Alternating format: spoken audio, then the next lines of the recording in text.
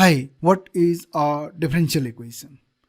पर इससे पहले कि हम डिफरेंशियल इक्वेशंस क्या होती हैं इसको डिस्कस करें, सबसे पहले हम देखते हैं कि अलजेब्रिक इक्वेशंस क्या होती हैं जो हम अपने स्कूल में जूनियर क्लासेस में पढ़ते हैं। What is an algebraic equation? So suppose example लें, x square plus 5x plus 6 equals to 0। ये एक एग्जांपल है एक अलजेब्रिक इक्वेशन का, जो इसमें x है, इसको हम क्या बोलते हैं? Unknown variable. x unknown variable. ये एक दूसरा एग्जांपल लें, x plus y is equals to 60। ये भी एक अलजेब्रिक इक्वेशन है जिसमें x और y क्या हैं? अननोन वेरिएबल्स हैं। नाउ ये अलजेब्रिक इक्वेशंस कहाँ से आती हैं? For example age related problems. So suppose जो ये x अननोन वेरिएबल है ये रिप्रेजेंट कर रहा है कबीर की एज, और y रिप्रेजेंट कर रहा है कबीर फादर्स एज। तो ये कुछ ऐसा हो जाएगा कि the sum of Kabir and his father's age is 60। If suppose say Kabir's age is equal to 20, so find it his father's age, right? I mean we have to find the value of unknown variable y.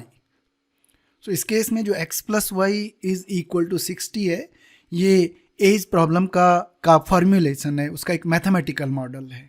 तो वापस differential equations की तरफ आते हैं। तो differential equation को समझने के लिए कुछ साइंस एंड इंजीनियरिंग की प्रॉब्लम्स लेते हैं। ये पिक्चर शो कर रही है फॉलिंग स्टोन की। यहाँ इस टावर की टॉप से एक स्टोन को नीचे गिराया जा रहा है। y डिनोट कर रहा है ये डिस्प्लेसमेंट इस स्टोन का एट एनी टाइम t। और अगर हम इस फॉलिंग स्टोन जो प्रॉब्लम है इसका हम मैथमेटिकल फॉर्मुलेशन करें या मैथमेटिकल मॉडल बनाएं तो क्या होगा? अब ये फॉलिंग स्टोन की प्रॉब्लम जो है मोशन अंडर ग्रेविटी वाली प्रॉब्लम है, और इसमें जो फिजिक्स का लॉ लगता है वो है Newton's law of motion, Newton second law of motion. तो Newton second law of motion क्या बोलता है? Mass into acceleration is equals to net forces, net applied forces, net forces acting on this stone. तो suppose जो stone है उसका मास जो है m है, अगर डिस्प्लेसमेंट yt है तो एक्सेलरेशन क्या हो जाएगा? d2y by dt square.